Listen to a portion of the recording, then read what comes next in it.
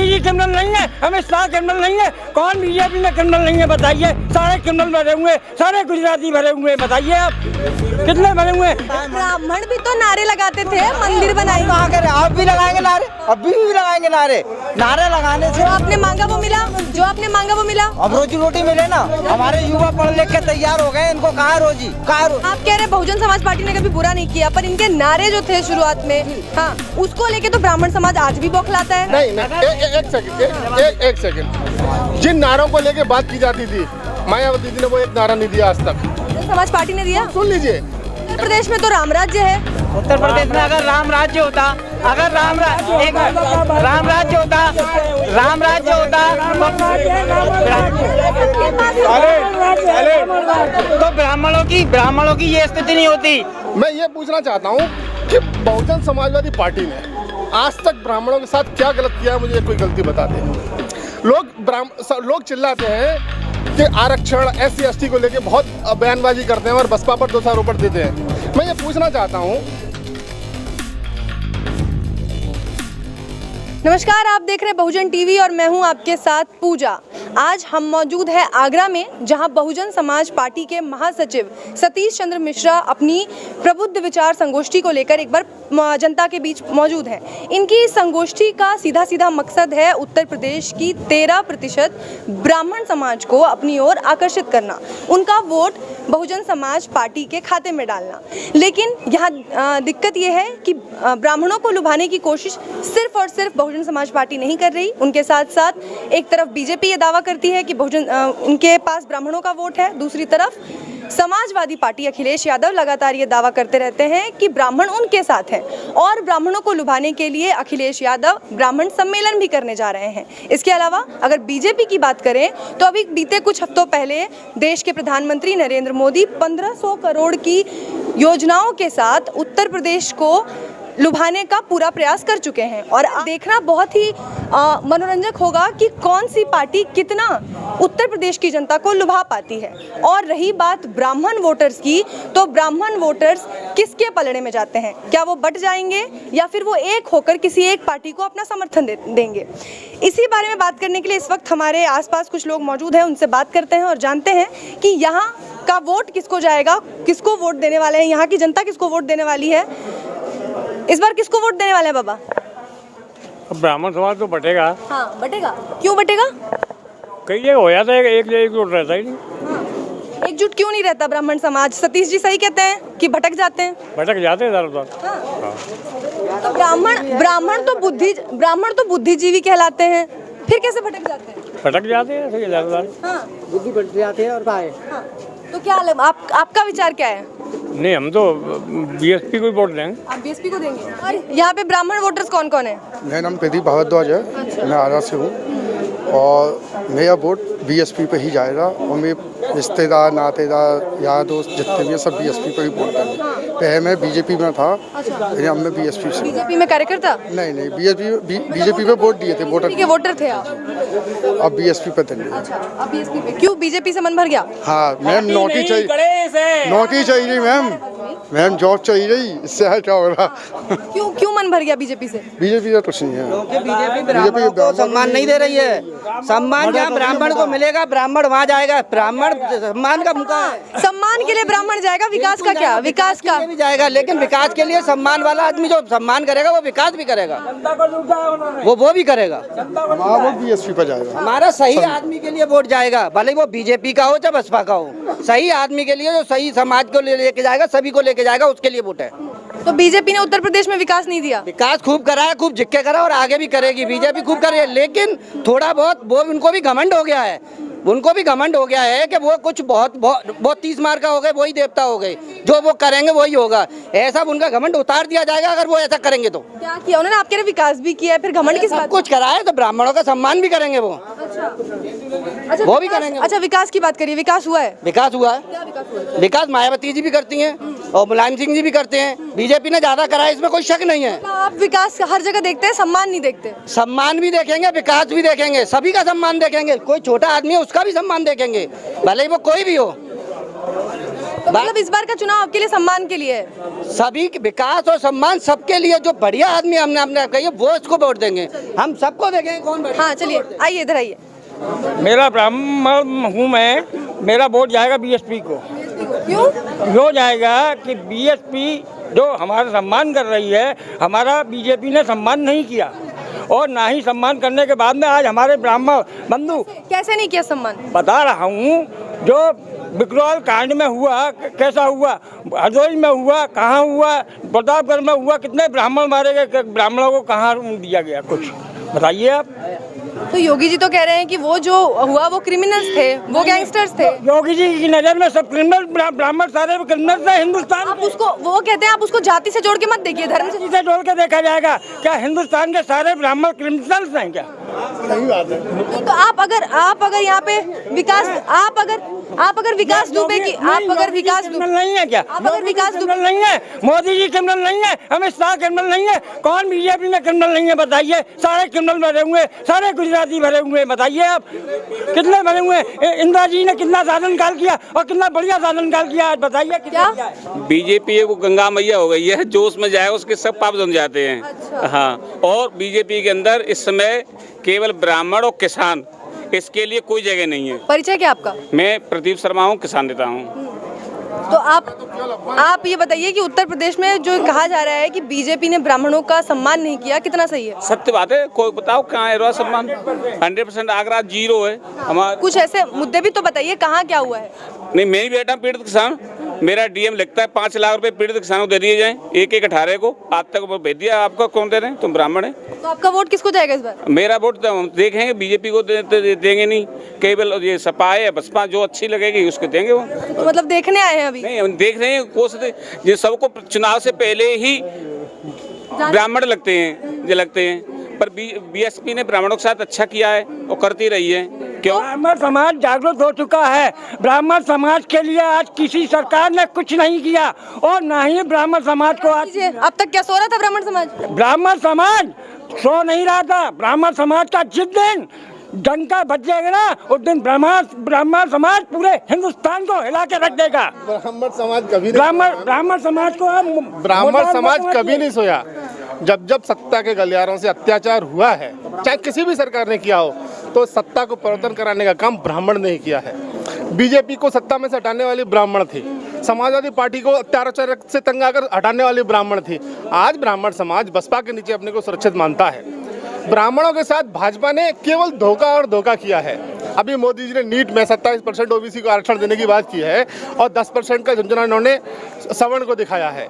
आप पता करिए, ये तहसील थोड़ी दूर है, कल आप आ जाइए और तहसील में जाइए, आप प्रमाण पत्र बनवाइए, आपको पता लग जाएगा कि ब्राह्मण समाज का आर्थिक आधार पर, गरीबी के आधार पर कोई प्रमाण पत्र नहीं बनना। मोदी जी सिवाय ब्राह्मण समाज की धोखेबाजी कर रहे हैं। ये केवल हिंदुत्व के नाम पर, धर्म की आड़ पर सवर्णों की बलि देके, ब्राह्मणों की हत्याएं करवाकर अपनी सत्ता पर और अपनी सत्ता की रोटियां सेकना चाहते हैं, अपना पद सुरक्षित करना चाहते हैं। ब्राह्मण का इस समाज में भारतीय जनता पार्टी के साथ में कोई भी इस समय ब्राह्मण पूरी तरीके से कट गया है, और इनका साथ देने के लिए बिल्कुल भी तैयार नहीं है, और बसपा के साथ अपने को सुरक्षित मानता है। और एक बार पुनः बसपा के हाथी को ब्राह्मण समाज लखनऊ ले जाने का काम करेगा। अच्छा, एक मिनट, यहाँ आप में से कोई तो होगा जो ब्राह्मण होगा, बीजेपी सपोर्टर, बीजेपी का वोट तो होगा एक भी? बीजेपी को कोई नहीं है, बीजेपी का सब बसपा के हैं। बीजेपी को कितनी बार देंगे? सब बसपा के हैं। बीजेपी को बीजेपी मैडम एक बात और मैडम बीजेपी को मैं ये पूछना चाहता हूँ कि बहुजन समाजवादी पार्टी ने आज तक ब्राह्मणों के साथ क्या गलत किया है, मुझे कोई गलती बता दे। लोग चिल्लाते हैं कि आरक्षण SC ST को लेके बहुत बयानबाजी करते हैं और बसपा पर दोषारोपण देते हैं। मैं ये पूछना चाहता हूँ, समाज पूरा सुने और मेरे को बताए कि आरक्षण लागू करने वाले क्या बसपा वाले थे? कांग्रेस ने लागू किया। SC ST कानून बनाने वाली कांग्रेस थी। अभी आरक्षण का दायरा बनाने वाले मोदी जी भाजपा से हैं। SC ST कानून को कड़े करने वाले मोदी जी भाजपा से हैं। मुझे ये बताइए कि आज तक बसपा ने ब्राह्मण समाज के साथ में क्या गलत किया है? बहुजन समाज पार्टी जिस विचारधारा के साथ आई थी, उनको तो जाति की बात करनी नहीं चाहिए थी। हाँ, वो तो अपने जाति के लिए आए थे, उनके उत्थान के लिए आए थे। लेकिन अब ये आ गए हैं कि राजनीति, वोटों की राजनीति। इसका कारण ये है, एक सेकंड, इसका उत्तर मैं दे रहा हूँ। जाति के आधार पर जो आप बता रही हैं कि बहुजन समाज पार्टी जाति के आधार पर आई है, जाति के आधार पर अन्याय हो रहा है। आप मुझे बताइए, क्या उत्तर प्रदेश में केवल क्रिमिनल ब्राह्मण ही है? ठाकुरों में कोई क्रिमिनल नहीं। तो जिसको मारा गया वो भी तो ब्राह्मण था, देवेंद्र। तो क्यों मारा गया, क्यों मरवाया? उसको मारा गया, उसके मारने की हम कोई आपत्ति नहीं है। अपराधी है तो मरना चाहिए। ब्राह्मण ने मारा, ब्राह्मण को मारा। मैं पूछ रहा हूँ, उसका उत्तर सुनिए। हमें उससे कोई आपत्ति नहीं है। अगर विकास दुबे अपराधी था, मारा गया, वैसे तो उसको कानूनी तरीके से सजा मिलनी चाहिए। सरकार ने जो कृत्य किया वो लीगल तौर से गलत किया, लेकिन ठीक है, अपराधी के साथ आप ये कर सकते हैं। लेकिन मैं ये पूछना चाहता हूँ, खुशी दुबे ने कौन सा अपराध किया है जिसकी शादी को 2 दिन नहीं हुए, अभी तक नहीं छूटी?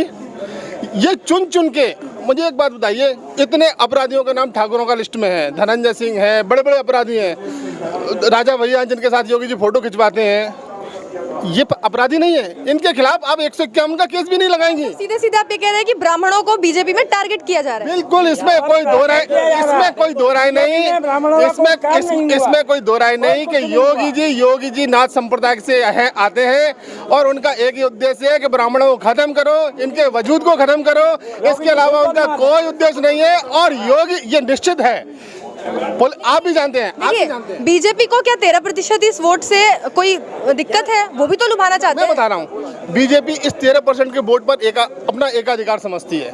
उसने हिंदुत्व और धर्म की आड़ में वो ये समझते हैं कि ये 13% वोट पे तो हमारी बाप होती है, इनके साथ हम कितना भी अत्याचार कर लें, क्योंकि इनका कहीं और ठिकाना नहीं है, इसलिए यहीं आएंगे। यस, लेकिन ये उनकी गलतफहमी है। सारी पार्टियां हिंदुत्व पर हैं। बताइए, मुझे ये बताइए, बसपा पार्टी ने कभी किसी संत पे गोली चलवाई? समाजवादी पार्टी ने? देखिए, आप कह रहे हैं बहुजन समाज पार्टी ने कभी बुरा नहीं किया, पर इनके नारे जो थे शुरुआत में, हाँ, उसको लेके तो ब्राह्मण समाज आज भी बौखलाता है। नहीं, एक सेकंड, जिन नारों को लेके बात की जाती थी, मायावती जी ने वो एक नारा नहीं दिया आज तक। बहुजन समाज पार्टी ने दिया। सुन लीजिए, ऐसे तो हर पार्टी में कुछ ना कुछ गलत। एक उत्तर अभी मैं देता हूँ। पार्टी में कई नेता, चाहे वो कांग्रेस में हो चाहे भाजपा में हो, विभिन्न कम्युनिटी के खिलाफ गालियां देते हैं। क्या ये उनको निकाल देते हैं? क्या उसके आधार पर ये अपनी दिशा तय करते हैं? नहीं तय करते। कभी किसी व्यक्ति ने आक्रोश में या किसी अपने व्यक्तिगत कारण से कोई एक नारा दे दिया और उसको मीडिया ने उछाल के हवा फैला दी, ये उचित नहीं है। मायावती जी ने कभी भी ब्राह्मण, मतलब इस बार का ब्राह्मण समाज विकास पे, काम पे, उन्नति पे वोट ना देके अपने ब्राह्मण समाज के ना ब्राह्मण समाज विकास पे वोट दे रहा है, उन्नति पे। मुझे विकास पे बता रहा हूँ, विकास पे सुन लीजिए। विकास की सारी बातों को छोड़ दो। हम कहते हैं विकास का तो ये बीजेपी वालों पे होगा, ये केवल पॉलीथीन बंद करा के दिखाते हैं। अच्छा। इन्होंने इतने अभियान चला लिए पॉलीथीन बंद कराने के, आज तक ये पॉलीथीन तो बंद नहीं करा पाए मार्केट से। ये विकास की बातें करते हैं। गंदगी पड़ी हुई है, इतनी गंदगी शहर में पड़ी हुई है, महंगाई इन्होंने इतनी चरम सीमा पर पहुंचा दी है कि लोगों का दैनिक जीवन। विकास पे बात कर लीजिए।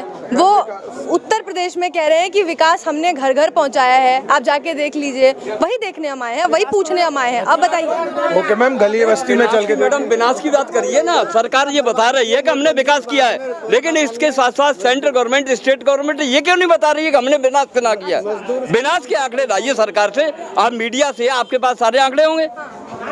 विनाश के आंकड़े स्टेट गवर्नमेंट, सेंट्रल गवर्नमेंट बताए। आंकड़ों की बात कर रहे हैं। बीजेपी उत्तर प्रदेश में योगी सरकार कहते हैं कि एनसीआरबी की रिपोर्ट को वो मानते नहीं है। वो कहते हैं कि हमारे राज्य में सबसे ज्यादा आपराधिक मामले कम हुए हैं महिलाओं के खिलाफ। योगी सरकार का विकास में बताऊं, आप कुछ नहीं करना है, आपको अभी थाना जाना है और ये बता देना है कि मैं पत्रकार नहीं हूँ, और केवल इतना कहना है कि मेरे साथ किसी ने बदतमीजी कर दी है। पुलिस एकदम एक्टिव होगी, पकड़ के लाएगी, किसने की है उसको पकड़ के ले आएगी। उसके बाद में आप घर चले जाना, पुलिस 2 घंटे बाद आपके घर पहुंचती है। आप झूठ बोलती हैं। अपराध आपके साथ नहीं हुआ है, अपराध उसके साथ हुआ है, उसकी तहरीर मेरे पास है। शाम को दोनों को बिठा लेंगे, शाम को किस तरीके से केस रफा दफा करता है कर देते हैं। मुकदमे लिखे नहीं जा रहे, थानों पर कुछ कार्रवाई नहीं की जा रही, केवल समझौते दबाव में कराए जाते हैं, इसलिए ये विकास, इसलिए अपराध कम दिखाई दे रहा है। लेकिन उत्तर प्रदेश में तो राम राज्य है। उत्तर प्रदेश में अगर राम राज्य होता, अगर राम राज्य होता तो ब्राह्मणों की ये स्थिति नहीं होती। आज सबसे ज्यादा जो बीजेपी ये कहती थी कि ये पार्टी ब्राह्मणों की पार्टी है, सबसे ज्यादा अत्याचार इस बीजेपी पार्टी ने ब्राह्मणों के साथ किया है। आज हमारी बहन बेटियों के साथ जो कि निर्दोष थी, खुशी दुबे। अरे देखिए, राम राज्य में उत्तर देना चाहूंगा। राम राज्य की अवधारणा है कि दैहिक दैविक भौतिक तापा, राम राज्य नहीं काहू व्यापा। राम के राज्य में दैहिक शरीर से, दैवी माने आपदा, भौतिक माने आर्थिक, ये आपदाओं का कुछ भी स्थान नहीं होता है। अब मोदी के राज्य में कैसा राम राज्य है? महामारी, ये दैवी आपदा हो गई। अब अभी सुन लीजिए, ये दैवी आबादी हो गई, ठीक है? सुन एक बार सुन लीजिए। दैवी आपदा तो ये हो गई कि महामारी इनके कारण आई है, ये बैठे हुए, ये राम राज्य के कारण बता रहा हूँ मैं। भौतिक अर्थ के लिए आदमी त्राही कर रहा है, उस पे खाने के लिए रोटियां नहीं है। और अगर ये इस बात का प्रमाण है कि अगर लोगों पर पैसा होता और खाने के लिए पैसा होता तो मोदी जी नवंबर तक के लिए राशन फ्री न करते। राशन फ्री करना ये सिद्ध कर रहा है कि आपके राम राज्य में भौतिक सुख भी नहीं है, दैवी आपदा आपके राज्य में है ही, लोग दवाओं के अभाव में मर रहे हैं, ये दैहिक ताप है। तो दैहिक दैविक भौतिक तापा, राम राज नहीं काहू व्यापा, अगर ये तीन समस्याएं नहीं हो तो मैं मान लूंगा कि राम राज्य है। वरना ये घोर राजा बेन का राज्य है, जिसके राज्य में अकाल पड़ा था, जिसके राज्य में महामारी आई थी, जिसके राज्य में लोग मर रहे थे, ये राक्षसों का राज्य है। ये ब्राह्मण का ज्ञान होता है, ये होता है ब्राह्मण का ज्ञान। बात करनी है ऐसे करो। चलिए आपकी बात।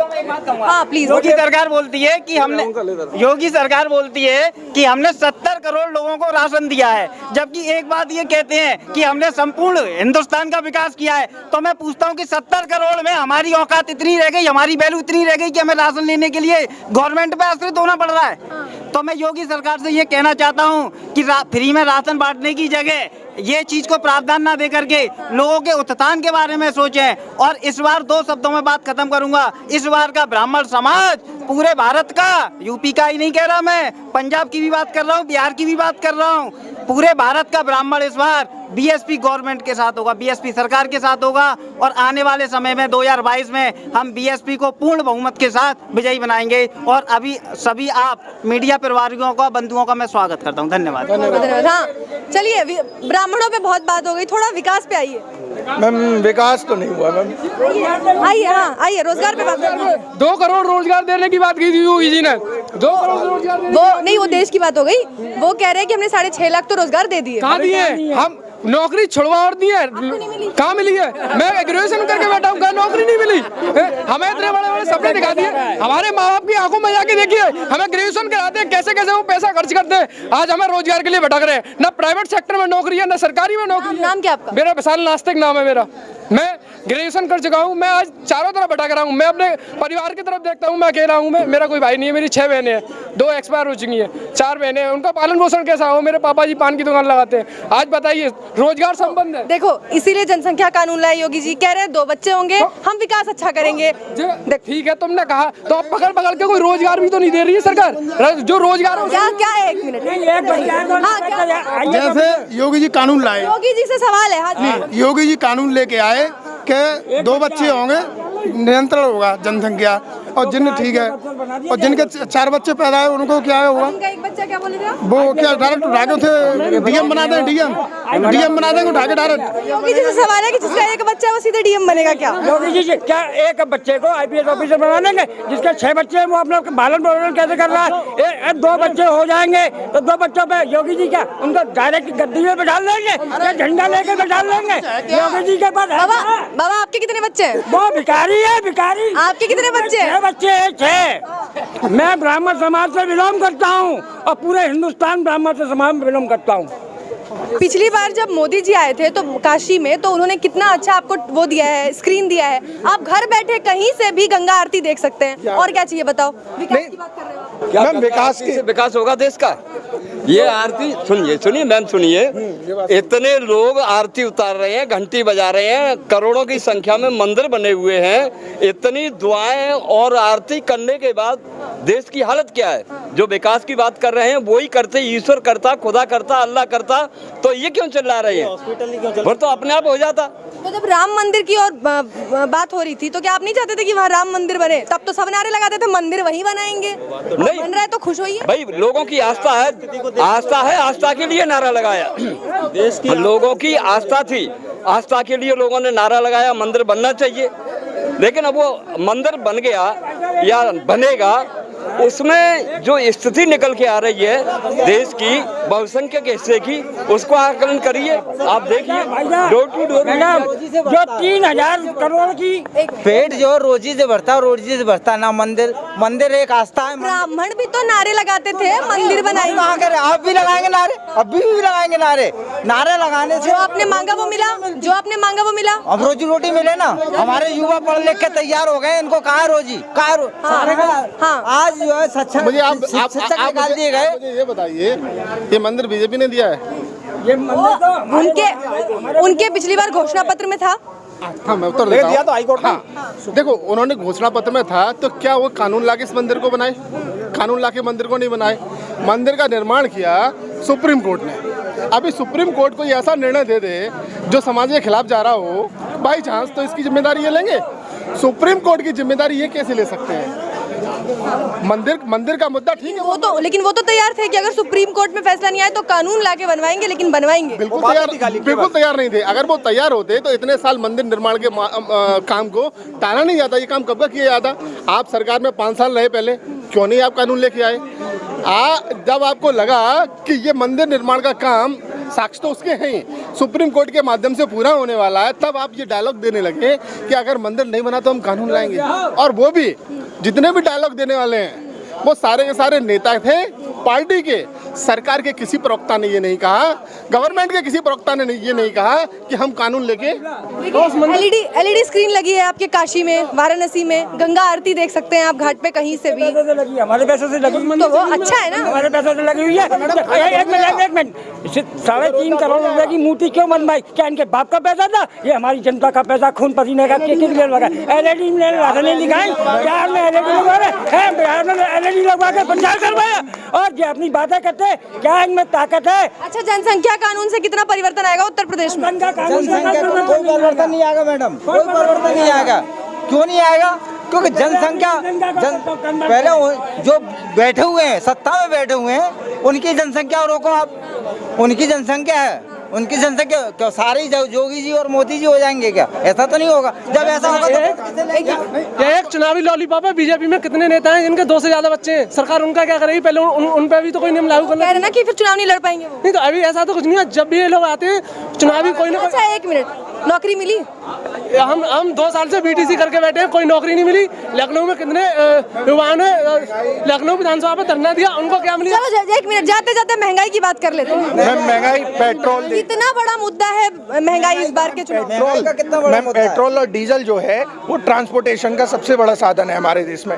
और हमारे देश में पेट्रोल और डीजल के दाम जिस तरीके से लगातार पिछले 1 से 2 महीने में बढ़ा दिए गए, उससे मैम हर चीज पे इफेक्ट पड़ा। आप देखिए मैम, लेकिन वो संसद में खड़े होकर कहते हैं कि एक्साइज ड्यूटी से जो पैसा आया है उसको हमने कोरोना के इलाज में लगाया है, लोगों के वैक्सीन में लगाया है, लोगों के स्वास्थ्य में लगाया है। लेकिन मैम अभी फिलहाल जब कोरोना की दूसरी लहर आई थी उत्तर प्रदेश में मैम, ऐसे हालात थे जो कि आपसे छुपे नहीं है मैम, भावई हालात थे। उससे लोग इतने डर गए थे कि अपने घरों से बाहर निकलना बंद कर दिया था।